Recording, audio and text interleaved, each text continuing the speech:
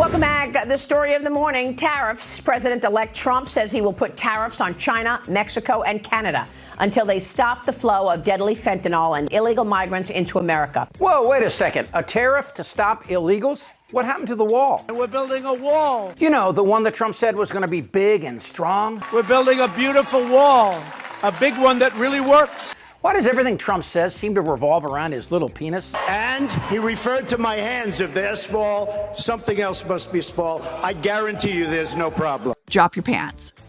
Prove that I'm lying. Prove I didn't see your dick. So let me get this straight. The cartel's going to get to the border and go, we can't go across. There's a tariff. And Trump's big penis, too. We might as well go home. Well, just like the wall that never was, that never worked, that Mexico never paid for. The former president of Mexico, Vicente Fox, he said today, and I'm quoting him, he said, "I'm not going to pay for that, quote, effing wall." So if you don't get an actual check from the Mexican government for $8 or $10 or $12 billion, whatever it will cost, how are you going to make them pay for the wall? Trump has a new idea that's just like the wall. Short-lived and, yes, stubby. Trump is promising a 25% tariff on all Canadian and Mexican goods coming into the United States. Trump is also vowing to slap China with a 10% tariff above any additional tariffs already in place. Trump says China never followed through on its promise to crack down on fentanyl and give drug dealers the death penalty. Joining me now is Missouri Congressman Eric Burleson. He is a member of the House Oversight, Transportation, Infrastructure, and Education Committees. Congressman, President Trump promised tariffs, and this is how he's starting. Even before getting into office, your reaction? Sorry to interrupt, but a quick reminder to click the subscribe button and become part of our Trump family. It's free, and we only charge 0% for all imported ideas. And unlike Nancy Mace, we don't care where you pee. Promised tariffs, and this is how he's starting. Even before getting into office, your reaction?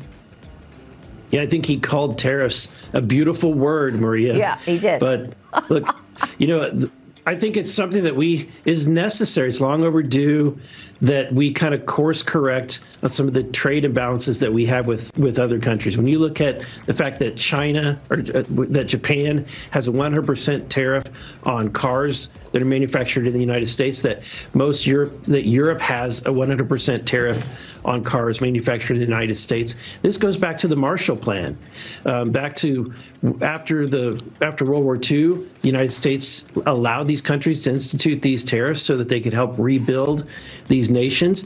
And I don't know about you, Maria, but that was a long time ago. And these countries have had plenty of time to rebuild.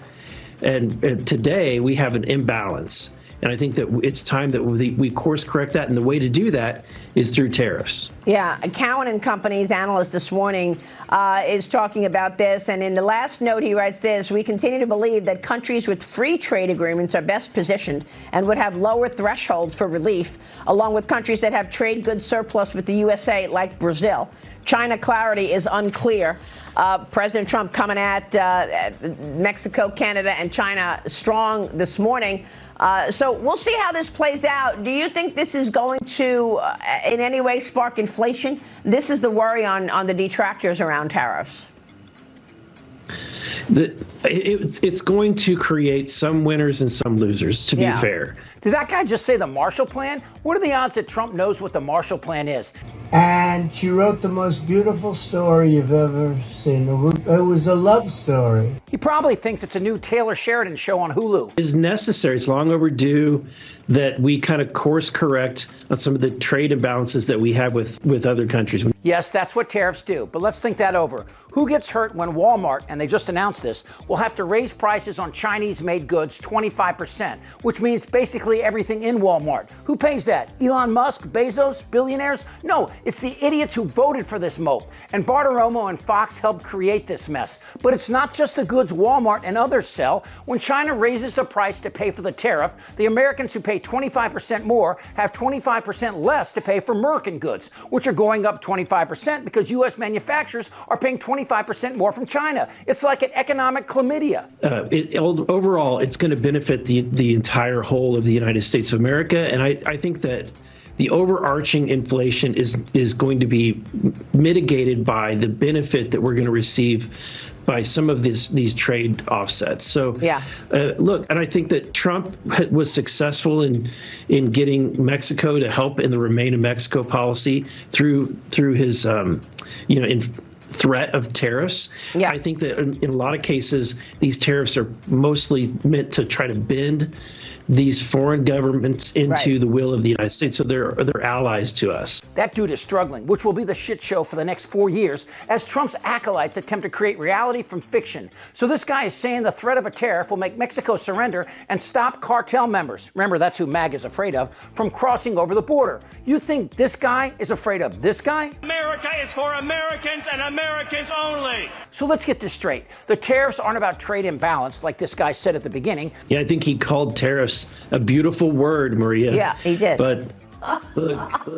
They're blackmailing nations for immigrants and fentanyl. And how many people do you think are sneaking into the U.S. from Canada? So they can pay 5 times what they're currently paying in healthcare and have their kids shot in junior high? I don't think so. Fentanyl isn't sneaking into the U.S. from Saskatchewan. Actually, I'd pay big money just to hear Trump try and say Saskatchewan. The Holy Bible and the voices of famed evangelical. Actually, the best thing Trump did from stopping immigrants from coming here is get elected and promise an economic shit show. In other words, Trump will turn a strong economy with a record high GDP and unemployment and inflation numbers dropping into an economy that resembles a fat Downy diaper change. Bartiromo and Fox know what's about to happen. Trump is like the wall he never built, something that will never happen because Trump has failed at everything he's ever tried. 6 bankruptcies, 3 marriages, a civil rape judgment, 91 indictments, billion-dollar fines. A tariff on Mexico or China won't stop fentanyl because 75% of fentanyl is brought into the U.S. via the borders by white American smugglers. And while we blame drug traffickers for fentanyl, like we should, if Americans stopped using it, they'd stop selling it. And if you think inflation will be bad with tariffs... Yeah, it does. By the way, what happens what does happen when you put tariffs on goods and you stop immigration and force migrants to leave? Isn't that going to be inflationary? Of course. Course. Is it a one-time, though, and then smooth you sort of I don't know. I mean, when you see tariffs like that, obviously you think about 1929. What will it look like when you deport 12 million non-union workers who pay taxes yet receive no services and replace them with spoiled white kids who won't even work at Home Depot? Bartiromo knows what this guy won't admit. Yeah, I think he called tariffs a beautiful word, Maria. Yeah, he did. But look, Trump isn't even president yet, and he's proving why he should never be. I could have been sunbathing on the beach. You have never seen a body so beautiful. Much better than... Look up the numbers. His economy was never as good as Biden's or Obama's. You may not like to hear that, but it's true. And while you can act all tough with China and Mexico, all they see is a fat old man with a flaccid penis trying to pretend he's Rocky.